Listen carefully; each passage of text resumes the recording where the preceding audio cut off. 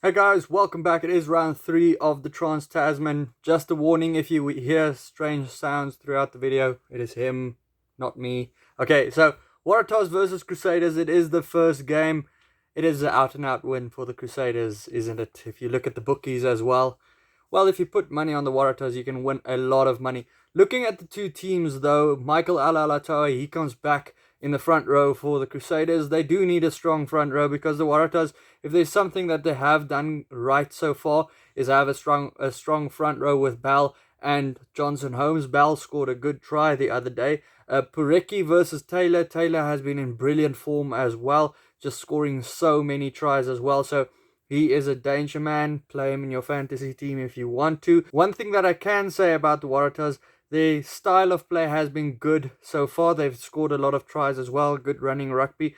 It's always a good watch as well now in the Trans Tasman with them. In the second row, both teams change both of their locks there. Strange comes in at number 4. Williams at number 4 for the Waratahs.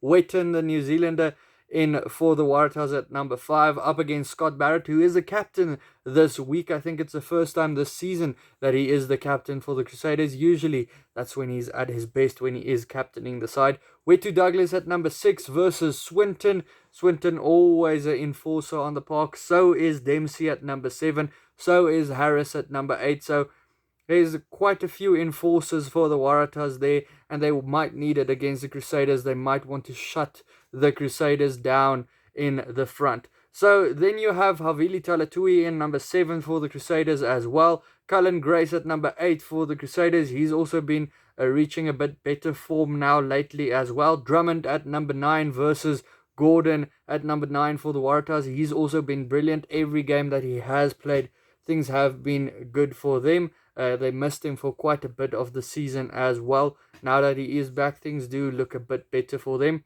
Then at number 10, Donaldson might have a big task here because Mahunga is in such good form. He's the best player in the world at the moment, in my opinion. I don't know if you're maybe from the Northern Hemisphere, might disagree, but in the Southern Hemisphere, we kind of agree with that. Donaldson has a big task there. Mahunga scored 31 points last week, and that was just half of the team's points.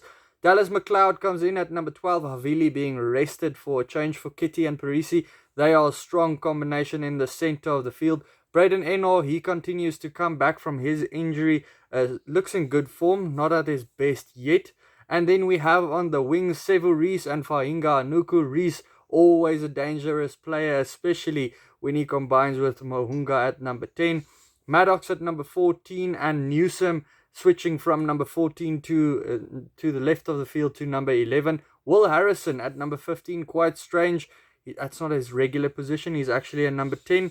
The coaches of the Waratahs said it's basically to have all the best backline players on the park. So we'll see how it goes for them there. He does bring a bit more of a kicking style of play at number 15 for them as well, because Maddox is more of a runner at number 15. Will Jordan, talk about a runner. He will score a try in this game. Talk about Will. So let's get to the bench of these two teams and dissect who has a better bench or closers for the game. If you do look at the Crusaders bench, probably a bit stronger there. Vela, he's making his debut for the Crusaders. He has played a couple of other Super Rugby games for other teams as well. Oliver Jaeger, also a strong scrummager.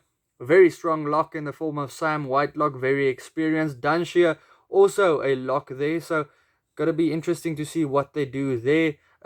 Bryn Hall, Fergus Burke, Matehele, strong guys to close out the game for the Crusaders there. Cotton, Faulkner and Breen is the front row for the Waratahs. Kidd and Tuzano, that's two good forward replacements for the Waratahs as well. Jack Grant to the number 9, the young number 9 Marua, who hasn't really impressed in Union so far. And then Nawako Nitawase at number 23. Guys, getting into predictions here, the bookies are backing the Crusaders to win by 23 points. It is in Wollongong. They haven't played there often against each other, so I don't know. Light rain might not make it such a spectacle for running, but then again, if it's the Crusaders. So for me, I have to agree kind of with the bookies. I think the Crusaders to win this one by 30 points. Let's get into the next one. The Blues versus the Brumbies. Brumbies also not doing too well against the New Zealand opposition. Actually, didn't think it's going to be that bad for them. In the front row, both teams have a couple of changes. McInerney, he comes in at number 2. facing Eklund. Alan Alaalatoa captaining the side along with Scott Seo. So two very strong props. They will need it because the Blues, they base a lot of their game off of the scrum with Tuina Kwafe and Renata coming in this week. In the second row, we have Swain and Frost against Kauli Tuoti and then Goodhue. I actually thought Tuipulotu is going to come in this week because he came back from his injury last week onto the bench, but not so this week. Valentini and Stowers, they switch around on the loose trio for the Brumbies. Stowers at number 8, Valentini at number 6. Cusack making his 50th game, or playing his 50th game for the Brumbies rather. Tom Robinson, the busy red-headed player for the Blues at number 6. Papali'i, they have a couple of breakdown kings themselves. The breakdown battle at number 7 is going to be a big one. And then Satutu coming in at number 8. Unfortunately for my picks, I would have rather wanted Akira Ioane. He's been so good. I think Satutu not as good as he was last year. You can maybe let me know what you think. Nick White at number 9. The Brumbies have missed him with his couple of rest weeks. So he just brings a lot of speed to the game. You see, every week where Fines Lelawase came on for the Brumbies, everything was a bit better for them. Everything stuck a bit better when they have a quick game. Nick White plays a similar game, probably a lot better though. Finley Christie, also a quick number 9. Otere Black versus Lolosio. Pretty even battle there. I think Lolosio, the youngster, might have a bit of an upper hand there. TJ Fayane, I think the Blues have missed him in the midfield. Up against Irai Simone. Ikitau versus Rico Ioane. He was dangerous last week. And then out wide for the two teams, Kata and Wright, two very dangerous wingers. Kata especially when he tries and bumps guys off. AJ Lamb and Heem, the two wingers for the Blues.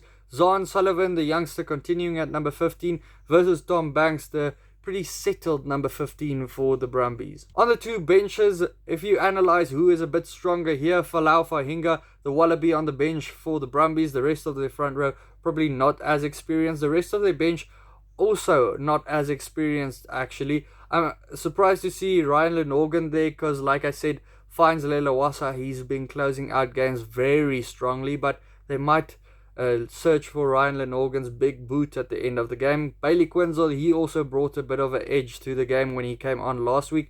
And then for the Blues, they have a guy like Hodgman and Laulala in their front row when they come on.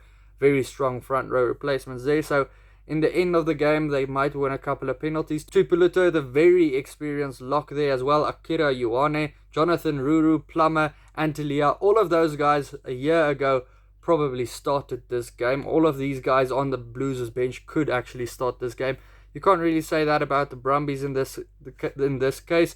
The bookies have the Blues to win this one by 13 points. The Brumbies haven't won here since 2013. I don't think it is going to happen this time around either. I think the Blues to win this one by 15 points. Let's get into the last game of the weekend, which is the Reds versus the Chiefs. It is a big one in my opinion. In the front row, there's a couple of changes for both teams. The Reds probably have their strongest front row now with Futehika and Tupou. Those two have been scrumming so strongly so far this season. Ta'avao and Ross, the two props they are going up against, is just as strong as well. Slater, he comes in at number 2. There's nothing that really makes him stand out, but he is pretty constant when it comes to the line out throwing. Painga Amosa, sometimes that can be an issue for him though. Mitchell Brown at number 4 comes in along with Vai. He's just so good, Vai, a youngster in New Zealand to look out for. Ryan Smith and Salakai Loto, I think, might not win this battle at the lock. Yes, they're good. Salakai Loto, I don't think has been so good this season. Angus Scott Young, he's back in the side, and like last week I said, I wonder why he isn't in the team because he's been brilliant so far this season. So Akula, he's back in the team as well for the Chiefs. They missed a little bit of him last week as well. They had Messam in the side though. Boschia, breakdown time is his thing up against Wright. Boschia is a bit better in my opinion there as well at the moment. Harry Wilson, last week he showed a bit of slick hands as well. Luke Jacobson, he's in good form at the moment, really building a couple of good performances together so far. Brad Weber versus McDermott, pretty similar style, number 9s as well. McDermott a bit bigger though.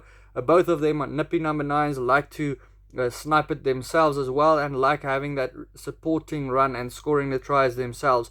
James O'Connor versus Damon McKenzie, two very experienced guys here. It's actually interesting. If I remember correctly, Jock would have went to the Chiefs.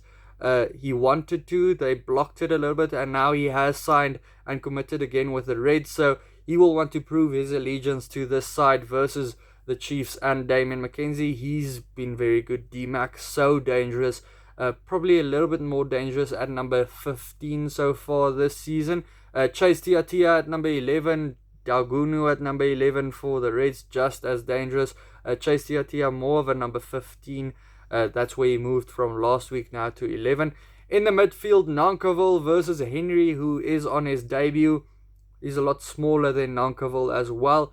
Leonard Brown versus Paisami, pretty even contest there as well. I think it's going to be a big battle. Always on defense, both of these guys bring their best efforts. Vunivalu, he's been brilliant in the air with those cross kicks at number 14. Sullivan continuing at number 14, the youngster. Caleb Trask, he is continuing, also coming back from his injury as well. Last week, I think it was his first game back from injury. And then Hegarty at number 15 for the Reds. The two benches, if you analyze how that goes, Takayaho, he's at number 16, very strong barnstorming hooker for the Chiefs. They also have Mafalea, who's also a strong prop. Nasser, Zander, and Nongo, probably a little bit inexperienced. Seru Uru versus Capelli, also two inexperienced guys. Uru, he's been brilliant. Capelli, also good. Liam Messam, not inexperienced whatsoever. 182 caps for the Chiefs so far. Mick Wright, he's going to be offering some breakdown skills when he comes on. Stewart, a guy that usually starts, and then Droa Sese at number 23. Tupaya, he's back from his injury early at number 22. Always a hard runner as well. Just before his injury, I actually thought now we finally see some of his good form, because he's been earmarked for a couple of years now to be brilliant. Hasn't showed it yet, but just before that injury, he had a couple of big runs every now and then. When he got the ball, something would happen. And then Sean Stevenson at number 23. Guys, between these two teams, the away team usually wins, which is quite strange. But you also have to say that the Reds haven't won this fixture between these two teams since 2013. The bookies have the Chiefs to win it by 8 points. That's a pretty good bet there.